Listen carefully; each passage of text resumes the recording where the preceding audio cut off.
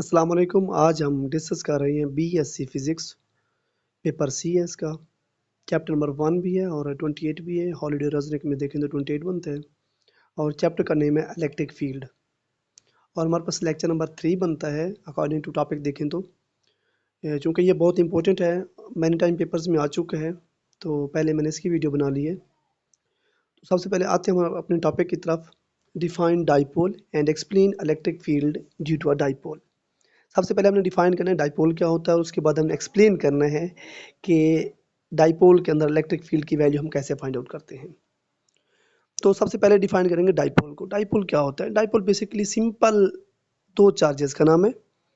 दो चार्जेस हों, opposite charges हों और उनकी वैल्यू भी सेम हो। अगर एक 5 कूलम्स का है तो दूसरा भी 5 कूलम्स का होना चाहिए और इनके दरमियान डिस्टेंस चेंज ना हो, डिस्टेंस वेरी ना करे, डिस्टेंस सेम होना चाहिए। तो हम इसको सिंपल डिफाइन कैसे करेंगे कि two opposite charge which have same magnitude, दो चार्ज जिसकी मैग्नीट्यूड सेम है, एंड कांस्टेंट डिस्टेंस, और इनके दरमियान डिस्टेंस वेरी नहीं करता, डिस्टेंस कांस्टेंट है, इज कॉल्ड डाइपोल। ये सिंपल सी डेफिनेशन है, शॉर्ट में अक्सर आ जाती है।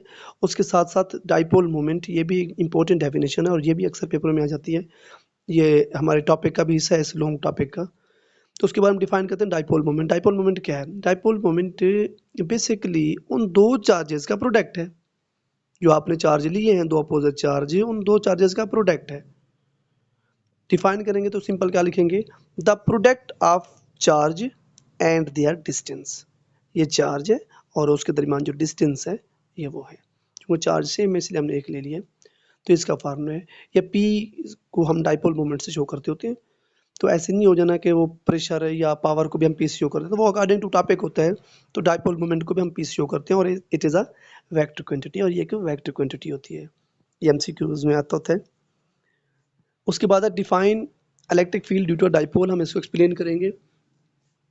तो एक्सप्लेन करने से पहले हमने इसकी डायग्राम को मद्देनज़र रखना है। डायग्राम को पहले समझेंगे, उसके बाद हम इसे एक्सप्लेन करेंगे। लेट्स सपोज हमारी इसकी ये डायग्राम है। डायग्राम को देख लें। ये हमने दो चार्ज सेलेक्ट किए, एक पॉजिटिव चार्ज है, दूसरा इसका नेगेटिव चार्ज है। इन दोनों के दरमियान डिस्टेंस जो है वो डी है और इसके एक पॉइंट हमने सेलेक्ट किया जिसको पॉइंट का नाम दिया है पी पॉइंट। अब इस पी पॉइंट के ऊपर हमने इलेक्ट्रिक फील्ड को मालूम करना है, इलेक्ट्रिक फील्ड फाइंड आउट करनी है।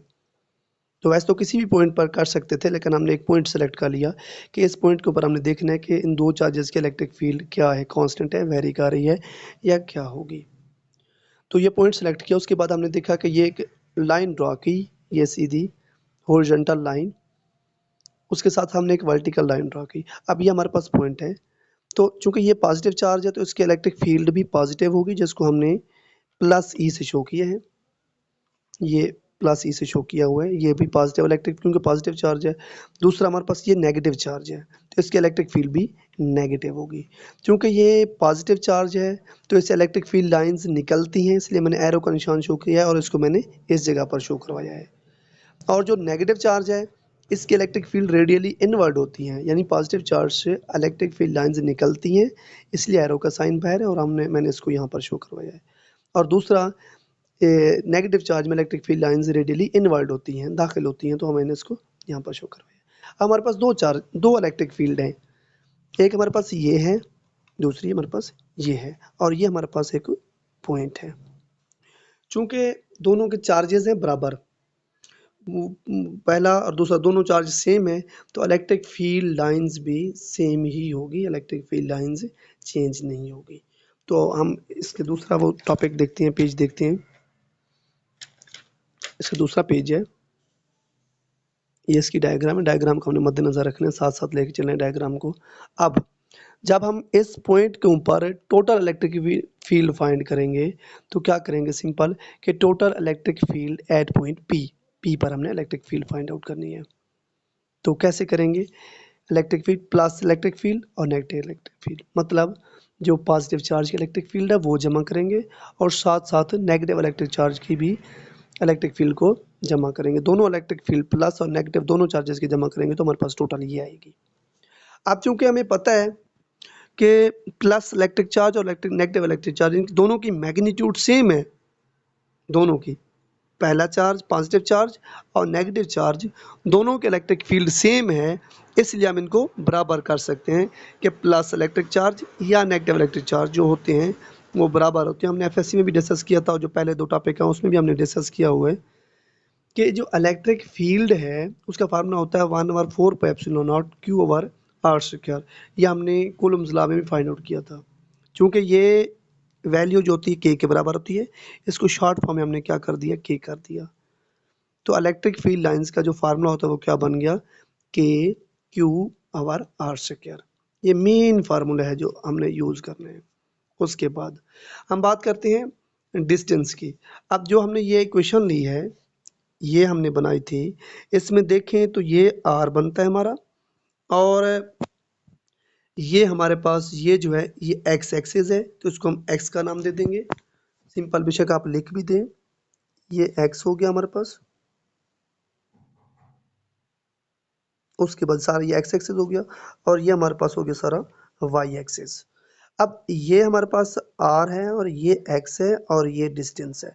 अब चूंकि टोटल डिस्टेंस जो है वो d है, तो ये इसका मिड पॉइंट है, दरमियाना पॉइंट है, तो इसका ये जो डिस्टेंस होगा ये क्या हो जाएगा, डिस्टेंस को हाफ कर देंगे तो ये होगा d/2। तो हमारे पास जो ट्राइंगल बनेगी वो बनेगी r(x) d/2। तो अकॉर्डिंग टू ट्राइंगल रूल्स देखा जाए तो जो r है, हाइपोटेन्यूज को फाइंड करने का फार्मूला होता है, तो हम दोनों को प्लस कर देते होते हैं, एक्स स्क्वायर, ये एक्स स्क्वायर और ये आर स्क्वायर। क्योंकि ये जो हमारे पास ये x square, sorry x square D square half है, तो इसको हमने दोनों को जमा कर दिया, तो ये हमारे पास क्या निकल आया, आर निकल आया। अब हम क्या करेंगे, इस आर की वैल्यू को हम यहाँ पर पुट करेंगे, इस जगह पर या इस जगह पर कर लें, तो के क्यू वही रहेगा। आर की वैल्यू चूंकि हमने ट्राइंगल के अकॉर्डिंग फाइंड आउट किया, हाइपोटेन्यूज है, तो हमारे पास ये वैल्यू होगी x³ प्लस d/2 का स्क्वायर। इस आर, ये आर का स्क्वायर है, इसलिए हमने इस स्क्वायर की जगह ये वैल्यू पुट कर दी है, क्योंकि ये भी स्क्वायर है, ये भी स्क्वायर है, सेम वैल्यू ये उठाकर हमने यहाँ पर रख दी। उसके बाद अब हमें चूंकि पता है कि we know that plus electric field या नेगेटिव इलेक्ट्रिक फील्ड की बात करें तो इनकी मैग्नीट्यूड क्या थी, इक्वल थी, क्योंकि दोनों चार्जेस सेम होते हैं डाइपोल के अंदर, और इनके दरमियान इक्वल एंगल बन रहे हैं। कौन से इक्वल एंगल बन रहे हैं, ये देखें ज़रा, ये एंगल, ये एंगल। उसके अलावा अगर हम दोनों एंगल क्या है, दोनों एंगल यहाँ पर दोनों बराबर बन रहे हैं, ये, और मैग्नीट्यूड दोनों की बराबर है, और ये हमारा पॉइंट है, ये प्लस इलेक्ट्रिक, ये साइन थीटा, ये भी साइन थीटा। अब सवाल ये पैदा होता है कि हमने साइन थीटा क्यों रखा। हम हमेशा जो इलेक्ट्रिक फील्ड लाइंस हैं, हमारे पास बनी है 2 इलेक्ट्रिक फील्ड लाइंस। पहली इलेक्ट्रिक फील्ड लाइंस जो ये नेगेटिव, इसको हमने कहा था, दूसरी हमारी ये है। अब हमने क्या किया, इस इलेक्ट्रिक फील्ड लाइंस को और इस इलेक्ट्रिक फील्ड लाइंस को इसके कंपोनेंट्स के अंदर रिजॉल्व कर लिया। चूँकि हमें पता है कि कोई भी वेक्टर क्वांटिटी हो तो उसको हम उसके कंपोनेंट्स के अंदर रिजॉल्व करते हैं। अब चूँकि ये नेगेटिव है, नेगेटिव इलेक्ट्रिक फील्ड है, तो इसके 2 कंपोनेंट्स बनेंगे, एक्स एक्सिस और वाई एक्सिस। एक्स एक्सिस पे हमेशा हम साइन थीटा लेते होते हैं, तो ई माइनस साइन थीटा ये इसका एक कंपोनेंट्स हो गया। ये वाई एक्सिस है, वाई एक्सिस पे हम cos थीटा लेते हैं, तो ये हमारे पास इसका दूसरा कंपोनेंट हो गया वाई cos थीटा। यानी इलेक्ट्रिक फील्ड के 2 कंपोनेंट्स को हमने, इलेक्ट्रिक फील्ड को उसके 2 कंपोनेंट्स में रिजॉल्व कर लिया। ये E minus sine theta, E minus cos theta, ये इसके कंपोनेंट्स हो गए। अब दूसरी इलेक्ट्रिक फील्ड ये रेडियली आउटवर्ड वाली थी, पॉजिटिव थी, तो इसके भी 2 कंपोनेंट्स होंगे। ये हॉरिजॉन्टली एक ई प्लस साइन थीटा, और ये इसका वर्टिकली ई प्लस कॉस थीटा। ये दोनों प्लस प्लस है, जो कि ये प्लस है, और ये नेगेटिव है, तो ये दोनों नेगेटिव है। अब यहाँ पर देखें, यहाँ पर जो एक्स एक्सिस है, अगर हम बात करें एक्स एक्सिस की, ये चूंकि एक्स एक्सिस है, एक्स एक्सिस पर जो टोटल इलेक्ट्रिक फील्ड है वो अपोजिट है, एक ये है, एक ये है। ये क्या हो जाएगी, जीरो हो जाएगी। कैसे जीरो होगी, जरा देखिए, ये हमारे पास है,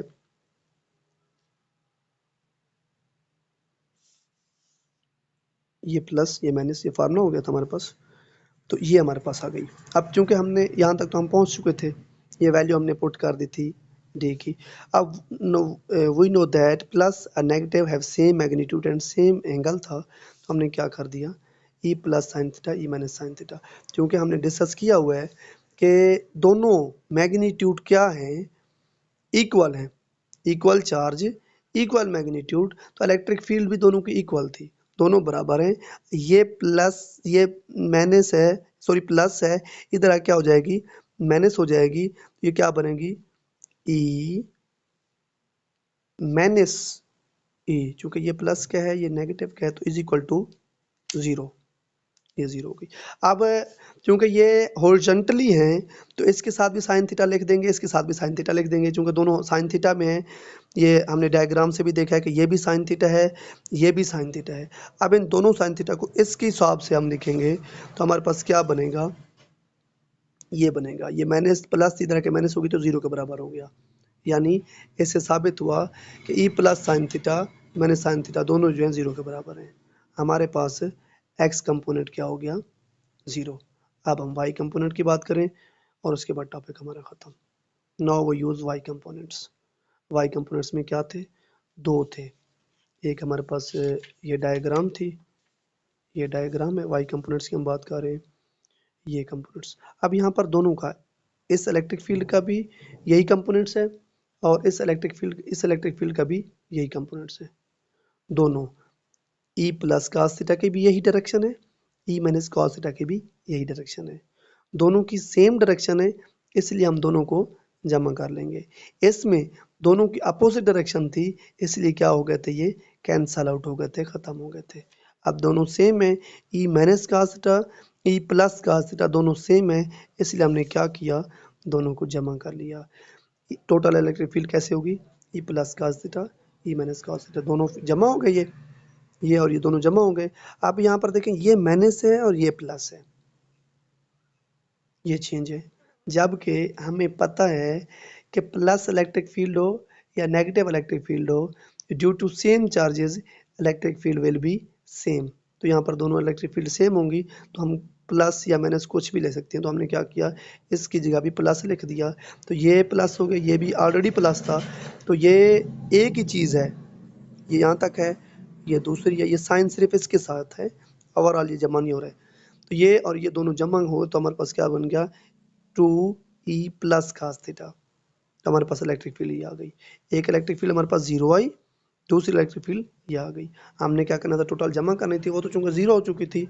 अब हम आते हैं ट्रिग्नोमेट्रिक फंक्शन की तरफ। जिस तरह हमने फर्स्ट ईयर की मैथ में हमने फार्मूला पढ़ा था कि we know that cos theta is equal to a over x की दो प्लस ए की दो, ये फार्मूला था cos theta second theta tan theta का फार्मूला था फर्स्ट ईयर की मैथ में।